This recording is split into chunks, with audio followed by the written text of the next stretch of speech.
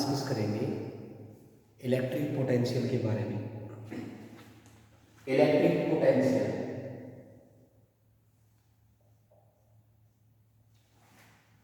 ठीक है। पिछले सेशन में मैंने अभी डिस्कस किया था इलेक्ट्रिक पोटेंशियल एनर्जी के बारे में, और मैंने ये भी बताया था जिस बच्चे को इलेक्ट्रिक पोटेंशियल एनर्जी का टॉपिक क्लियर है ना, वही बच्चा बता पाएगा इलेक्ट्रिक पोटेंशियल को बहुत इजीली, ठीक है। तो इसमें रटने वाली ऐसी कोई बात नहीं है, बहुत इजी कंसेप्ट है। तो इलेक्ट्रिक पोटेंशियल से आप क्या समझते हैं, व्हाट इज इलेक्ट्रिक पोटेंशियल? तो मैं यहाँ पे सिंपली बोलूँगा electric potential is simply defined as the electric potential energy per unit charge. Simple अगर मैं बोलूँ electric potential, electric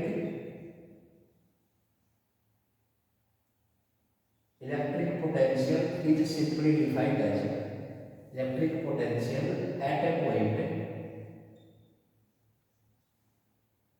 electric potential at a point is simply defined as potential energy per unit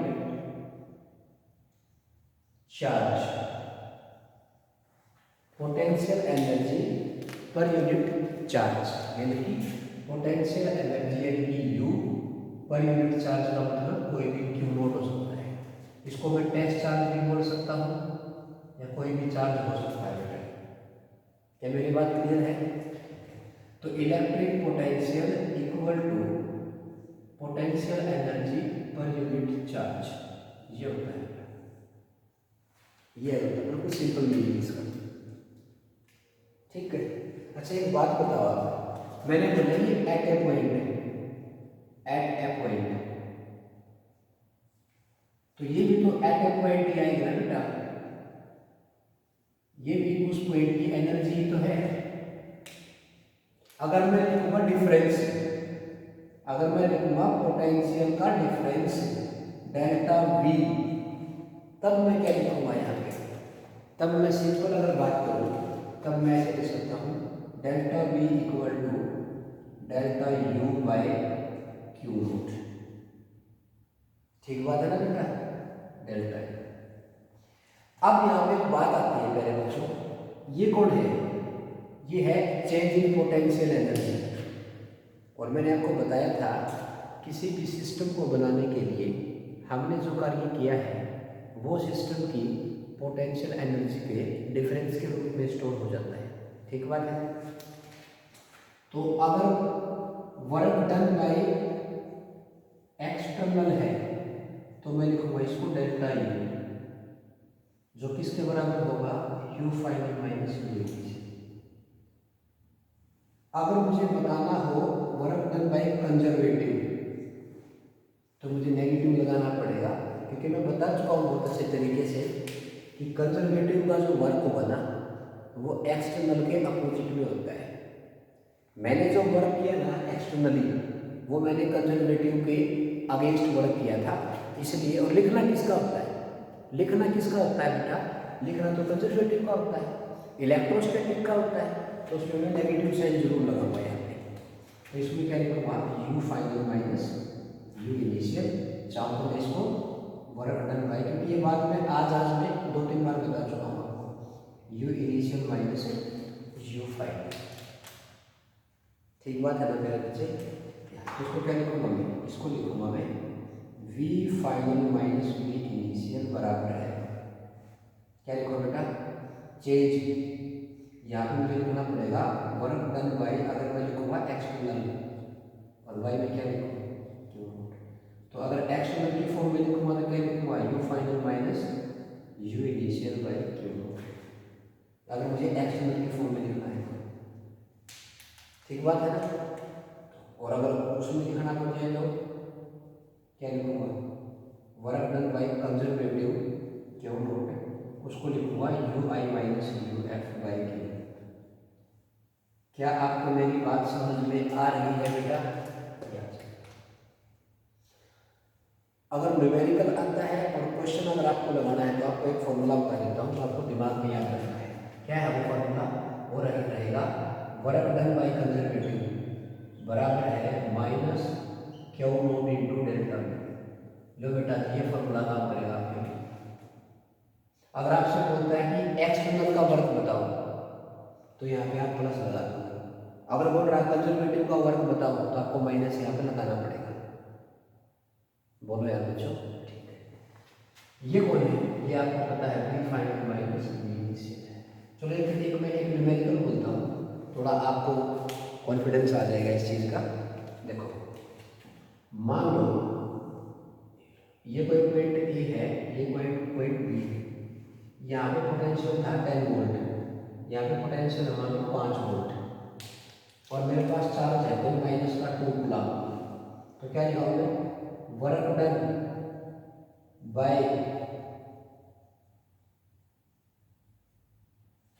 done by electrostatic in moving charge of -2 coulomb from A to B. Question आया समझ में बेटा? ए से B -2 coulomb को लेके जाना है और वर्क पूछ लिया किसका? इलेक्ट्रोस्टैटिक का। तो बताओ कौन सा फॉर्मूला लगाओगे आप? तो मैं क्या लगाऊंगा फॉर्मूला बेटा? यहाँ पे मैं लगाऊंगा वर्क डन बाय इलेक्ट्रोस्टैटिक, या कंजर्वेटिव भी तो लिख सकता हूँ ना बेटा मैं, इक्वल टू क्या लिखाऊंगा? फॉर्मूला ये रहा, माइनस चार्ज कितना है -2 कूलम, और ये क्या लिखूँ? V final minus V initial. अब मुझे ये बताओ फाइनल पॉइंट A है या B है? फाइनल पॉइंट A है या B है? चलो फाइनल तो B है, तो यहाँ पे B लिख दूंगा, यहाँ पे A। तो work done by conservative equal two plus का 2 कूलम, B पे कितना है बेटा? 5 माइनस 10 यानी कि, तो वर्क डन मेरा कितना हो जाएगा? -20 जूल हो जाएगा। आया समझ में प्यारे बच्चों? बोलो बेटा, ठीक है। ये तो एक था पोटेंशियल के बारे में, और ये बहुत ही मोस्ट इंपॉर्टेंट डेरिवेशन है बेटा ये, जिसपे न्यूमेरिकल बनते हैं आपके। ठीक है, बोलो बेटा, ये आ जाए। थोड़ा और आगे बढ़ता हूँ इसमें, इसी सेशन को आगे लेके रफ कर दो बेटा। पक्का आ गया समझ में? ठीक है।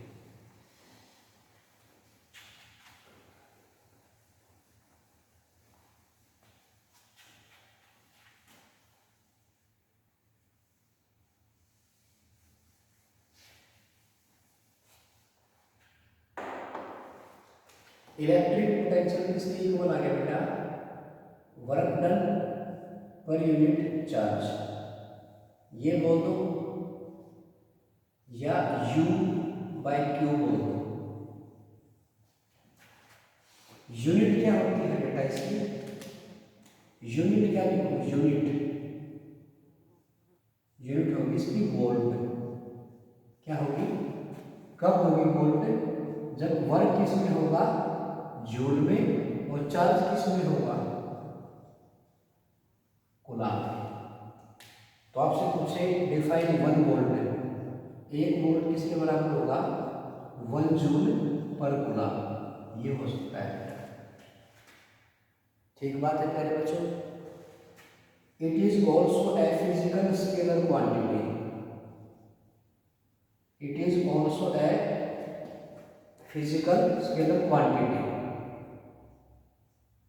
फिजिकल स्केलर क्वांटिटी, ठीक है। ये भी इसकी वैल्यू बेटा पॉजिटिव, नेगेटिव और 0 हो सकती है। ये भी रेफरेंस लेवल पर डिपेंड करता है।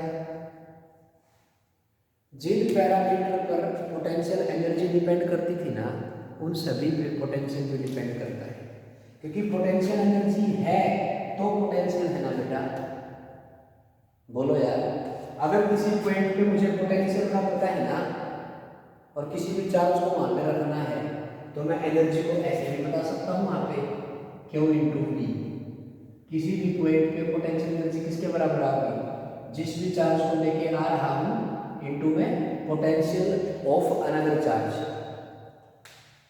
ये चार्ज अलग है और ये पोटेंशियल किसी दूसरे चार्ज का है बेटा। दोबारा थोड़ा और मैं आपको अच्छे से बताता हूँ, थोड़ा और अच्छे तरीके से आपको बताने की कोशिश करता हूँ। ये आया समझ में? ठीक है, थोड़ा और मैं अच्छे तरीके से आपको बताने और समझाने की कोशिश करता हूँ। कैसे? मान लो ये मेरे पास एक सिस्टम था, ये मान लो Q1 चार्ज है, ये मान लो Q2 चार्ज है, ठीक है। तो अगर ये पूरा एक सिस्टम है बेटा, तो इसकी एनर्जी मैं आपको बता चुका हूँ, इसकी इक्वल थी कि Q1 Q2 बाय, अगर ये के बीच का सेपरेशन R है तो R आ जाएगा, K Q1 Q2 bye R, ठीक है। अब मुझे पोटेंशियल निकालना है किस पॉइंट पे, P पे। तो पोटेंशियल क्या करूँगा, पोटेंशियल किसके बराबर होता है, पोटेंशियल किसके बराबर होता है बेटा, potential energy per unit test charge. अब टेस्ट चार्ज किसको, किस पे निकालना है, P वाले पॉइंट पे। तो कौन सा चार्ज है वहाँ पे, Q2। तो V किसके इक्वल आ जाएगा, U की वैल्यू पुट कर लो बेटा। पूरे सिस्टम की पोटेंशियल एनर्जी किसके बराबर आएगी, K Q1 Q2 bye R into में Q2 से Q2 कैंसिल हो जाएगा बेटा, और V की वैल्यू किसके इक्वल आ जाएगी मेरी, K Q1 बाय R। यार मैं सिंपल मीनिंग मेरा ये है कहने का प्यारे बच्चों, बेटा जी my simple meaning is that the potential at a point due to charge, किसी भी चार्ज की वजह से किसी भी r दूरी पे कितना पोटेंशियल होगा, आपको बोलना है K Q बाय R। किसी भी पॉइंट पे पोटेंशियल की जो वैल्यू होती है ना बेटा, वो डिपेंड करती है, एक तो ये V की वैल्यू आ गई, V की वैल्यू डिपेंड करती है, V की वैल्यू डिपेंड करती है किस किस फैक्टर पे, चार्ज पे। किस पे बेटा, डिपेंड्स ऑन चार्ज। चार्ज अगर ज्यादा होगा तो पोटेंशियल भी ज्यादा होगा। एक डिपेंड करती है सेपरेशन पे, सेपरेशन बिटवीन चार्जेस, और उस पर सेपरेशन पे कैसे डिपेंड करती है, इनवर्सली डिपेंड करती है बेटा दूरी के साथ, चार्ज के डायरेक्टली प्रोपोर्शनल डिपेंड करती है। और थर्ड डिपेंड करती है nature of medium, nature of a medium, क्योंकि जो K होता है ना बेटा, K की वैल्यू कितनी होती है, 1/4 पाई एप्सिलॉन नॉट, और ये आपको पता है परमिटिविटी ऑफ फ्री स्पेस। तो मैं ये वैक्यूम रीजन की बात कर रहा हूँ। किसी भी पॉइंट चार्ज की वजह से जो पोटेंशियल होगा ना, वो किस किस फैक्टर पे डिपेंड करता है, मैं आपको बता चुका हूँ बेटा। क्या मेरी बात क्लियर है? पक्का बेटा? अगर चार्ज मेरा पॉजिटिव है तो पोटेंशियल मेरा पॉजिटिव आ जाएगा। इसका मतलब ये हुआ V का जो फॉर्मूला आया KQ बाई R, उसमें इस चार्ज को मैं कैसे रखूंगा बेटा, इसको रखूंगा बेटा मैं साइन के साथ। कैसे रखूंगा प्यारे बच्चों, साइन के साथ। कर लोगे इसको? बिल्कुल सही बात है। अब थोड़ा और मैं इसमें आपको आगे लेके चलता हूँ, ध्यान से सुनना मेरी बात को। मान लो एक सिस्टम है Q1 और ये कोई चार्ज है Q2, ठीक है, और इनके बीच में इनिशियल दूरी है मान लिया R1 दूरी है, ठीक है बेटा। और मुझे इसको लेके आना है इधर, मुझे इसको यहां लेके आना है, मुझे इसको यहां पे लेके आना है। तो कैसे इसकी वैल्यू आएगी, इसको यहां पे लेके आना। मान लो ये A था, ये B है और ये C पॉइंट है जो यहां से कितनी दूरी पे है, ये R2 दूरी पे है।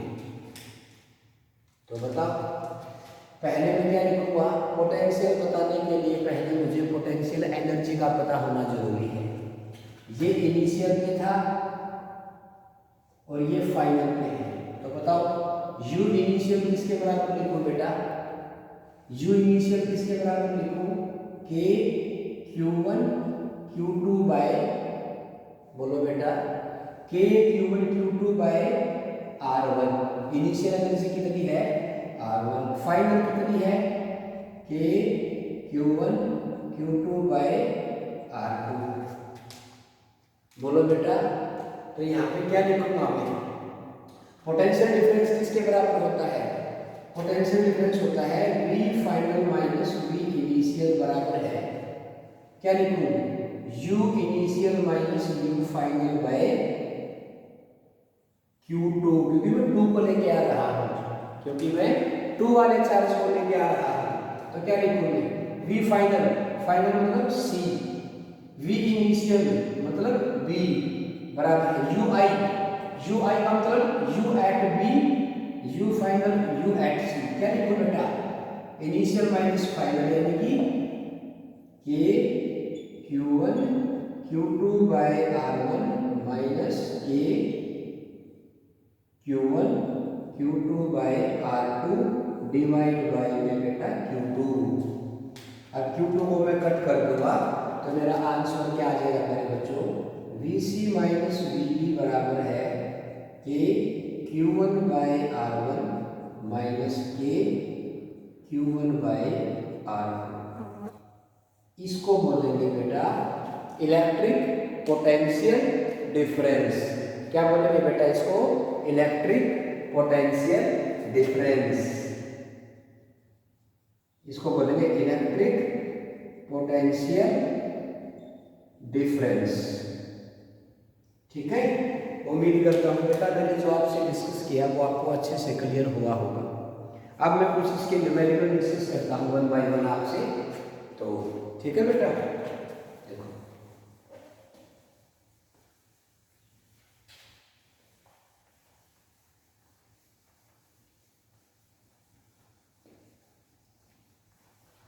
सिंपल सिंपल से क्वेश्चन है 2-3 मेरे पास। जैसे मान लिया मेरे पास कोई चार्ज है, मान लिया मेरे पास कोई चार्ज रखा हुआ कहीं पे किसी रीजन में, ठीक है, जैसे ये था, मान लिया ऐसे कोई सिस्टम है मेरे पास, ये मान लो A पॉइंट है, ये मान लो B पॉइंट है, और ये मान लो कोई C पॉइंट है, जो यहाँ से है 3 मीटर की दूरी पे, और यहाँ पे है ये भी 3 मीटर की दूरी पे, सिमेट्रिकल है बेटा, ये भी चार्ज क्यों है, ये भी चार्ज क्यों है, ठीक है। और एक चार्ज रख गया यहाँ पे Q0 टेस्ट चार्ज, और उसको मैं लेके चला गया 4 मीटर की दूरी पे ऊपर, यहाँ पे D पॉइंट पे। मेरी बात को ध्यान से सुनना बेटा, क्वेश्चन में क्या बोल रहा हूँ, एक चार्ज A पे था, एक चार्ज B पे था, आइडेंटिकल चार्ज है, और एक टेस्ट चार्ज था Q0 C पॉइंट पे, जो A से भी 3 मीटर की दूरी पे था, B से भी 3 मीटर की दूरी पे था। इस Q0 को मैं 4 मीटर अबव लेके चला गया D पे, तो मैंने क्या पूछा, मैंने पूछा work done by electrostatic in moving Q0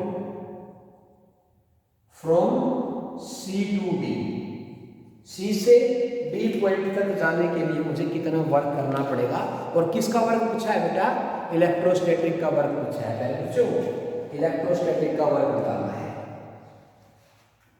बोलो यार, तो मुझे उसकी एनर्जी निकालनी पड़ेगी पहले, तभी तो मैंने पूछा, पोटेंशियल निकालना पड़ेगा बेटा, क्योंकि वर्क डन पूछा है उसने।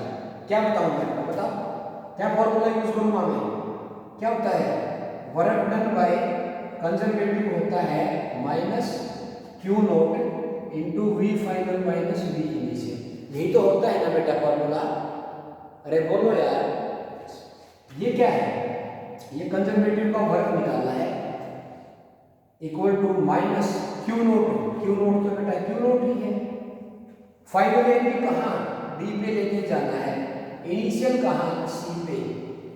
अगर मैं सी और डी पे इलेक्ट्रिक पोटेंशियल बता दूं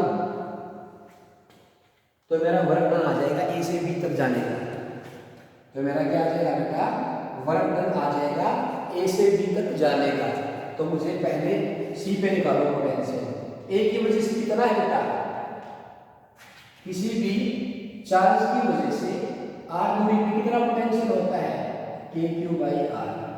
तो बताओ बेटा इसकी वजह से कितना होगा, तो वी एट सी इसके बराबर होगा, ये बनेगा के क्यू बाई 3। इसकी वजह से भी कितना बनेगा, के क्यू बाई 3, यानी कि डबल हो जाएगा।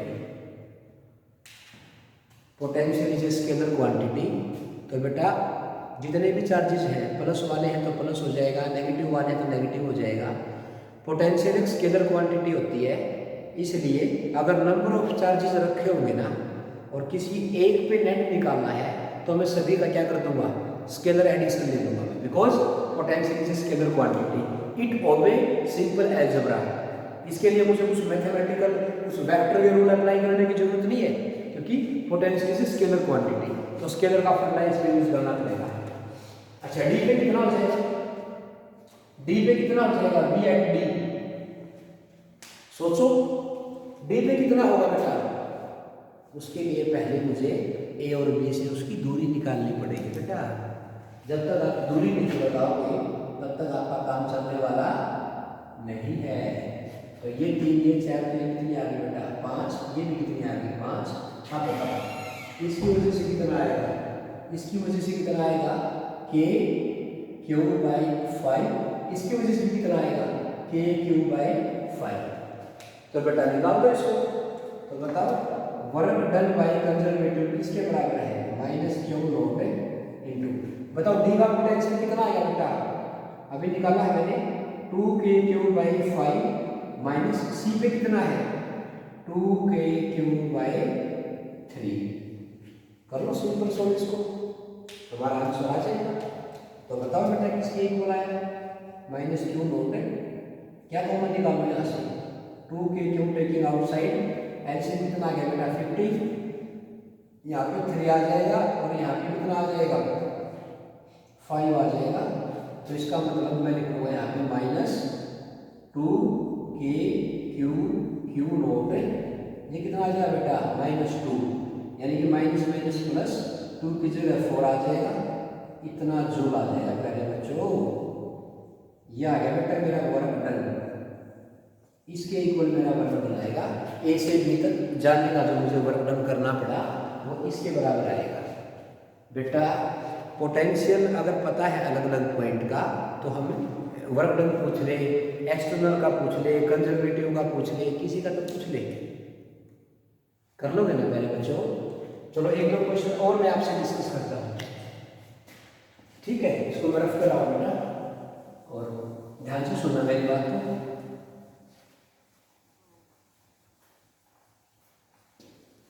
अच्छा एक बात बताओ, अब अगर मैं बात करता हूँ,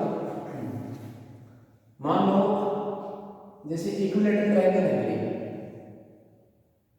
इक्विलेटरल ट्रायंगल है जिसकी साइड मान लो ए है बेटा, ठीक है, और इसके कॉर्नर पे चार्जेस को रख दिया, आइडेंटिकल चार्ज को रख दिया, या अलग अलग चार्ज ले लो आप, अलग अलग चार्ज भी बोल सकते हो, आइडेंटिकल भी बोल सकते हो। तो इसके सेंटर पे निकालो पोटेंशियल कितना आएगा, इसके सेंटर पे कितना पोटेंशियल आएगा बताओ बेटा। सेंटर पे पूछ ले, या ये मान लो ABC है तो ABC पे पूछ ले, चलो ये Q1 ले लूँ, ये 2 ले लूँ, ये 3 ले लूँ। मैं बात कर रहा हूँ नॉन आइडेंटिकल चार्ज की, तो पोटेंशियल क्या लिखूंगा ए पे, पोटेंशियल एट ए पे क्या लिखूंगा बेटा बताओ, खुद का तो आएगा नहीं, इसकी वजह से कितना आएगा, नेट की बात कर रहा हूँ, किसके इक्वल आएगा बेटा, ए पे कितना पोटेंशियल आएगा बताओ, KQ2 by A plus KQ3 by A, दो ही तो हैं, दो की वजह से आ जाएगा। अगर दोनों प्लस के हैं तो पॉजिटिव आ जाएगा, अगर दोनों नेगेटिव होते हैं तो नेगेटिव हो जाता है बेटा, because it is scalar quantity, ठीक है। अच्छा अगर यहाँ पे भी एक चार्ज रख दूँ Q1 और सेंटर पे पूछ लूँ, मान लो दूरी R है, इस आर दूरी को भी निकाल सकते हैं बेटा, इस आर दूरी को भी निकाल सकते हैं। ये पूरा एंगल कितना है 60, बोलो बेटा ये कितना आ गया, ये a/2 आ गया, ठीक है। तो ये एंगल कितना हो जाएगा बेटा, 30 हो जाएगा ना। तो a/2 का इधर क्या आ जाएगा cos, तो ये मान लो r दूरी है, तो r किसके इक्वल लिखूं, मैं लिखूंगा r = a/2 cos 30। cos 30 कितना होता है पहले बच्चों, √3/2, तो इसका मतलब r = आ जाएगा √3a/4। कर लो सो। तो तब यहाँ पोटेंशियल बताओ क्या होगा, V@O किसकी इक्वल लिखूं, KQ/R, KQ2/R, KQ3/R, और R की वैल्यू मैं आपको बता चुका, तो आप सिंपल सोल्व कर सकते हो बेटा। 3 की वजह से पूछ ले स्क्वायर ले लो कोई भी, उसके कॉर्नर पे रखो 4 चार्ज, बताओ Q Q Q और ये Q और A दूरी मान लो, तो बताओ सेंटर में कितना पोटेंशियल होगा। क्या मैं इस R को निकाल सकता हूँ बेटा, कितनी हो जाएगी R, a/√2, कितनी हो जाएगी a/√2, तो 1 का निकाल के 4 से मल्टीप्लाई कर दूंगा, कब, जब चारों के चारों चार्ज कैसे होंगे, आइडेंटिकल होंगे। तो बताओ बेटा किसी भी एक की वजह से निकालूं तो V@O किसके बराबर आ जाएगा, क्या लिखूं, 4 इंटू किसी एक की वजह से कितना, KQ/R, R कितना है a/√2, ठीक है बेटा। तो ट्रायंगल है, स्क्वायर फील्ड है, कुछ भी। अब थोड़ा और मैं इसमें आपको आगे लेके चलता हूँ। अगर अब मेरा अब है ना, अब मेरे पास जो मासेज है वो पॉइंट में होकर डिस्ट्रीब्यूटेड है। जैसे मैं बात करता हूँ रिंग के लिए, मान लो ये कोई रिंग है,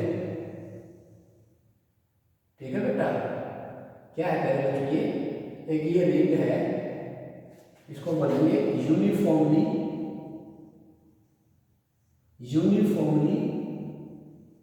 चार्ज्ड रिंग है, यूनिफॉर्मली चार्ज्ड रिंग जिसपे प्लस का क्यों चार्ज यूनिफॉर्मली डिस्ट्रीब्यूट कर रहा है बेटा। अगर सिमेट्रिकल है तो चार्ज क्या होगा, यूनिफॉर्मली डिस्ट्रीब्यूट करता है बेटा।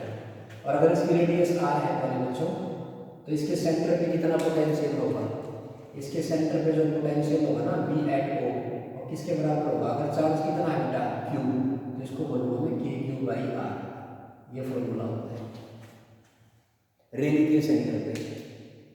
अच्छा एक बात और सुनो, अगर ये रिंग होती बेटा आधी रिंग होती और रेडियस इसका R होता, और अगर इस पे भी अगर क्यों चार्ज होता ना, यूनिफॉर्मली डिस्ट्रीब्यूट कर रहा होता, तो सेंटर पे कितना पोटेंशियल होता, इसका भी कितना होता, KQ/R। अगर मेरे पास आर्क होती, क्या होती बेटा आर्क, और आर्क पे भी कितना चार्ज होता, प्लस क्यों होता, और इसकी रेडियस कितनी होती है बेटा R, तो इसके सेंटर पे कितना पोटेंशियल होता, KQ/R।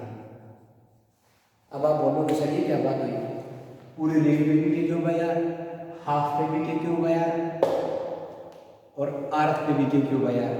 तो बेटा जी सिमेट्री ये चार्ज के डिस्ट्रीब्यूशन पे डिपेंड करता है। अरे भाई ये तो देखो ना कि चार्ज है कितना, सर Q चार्ज है।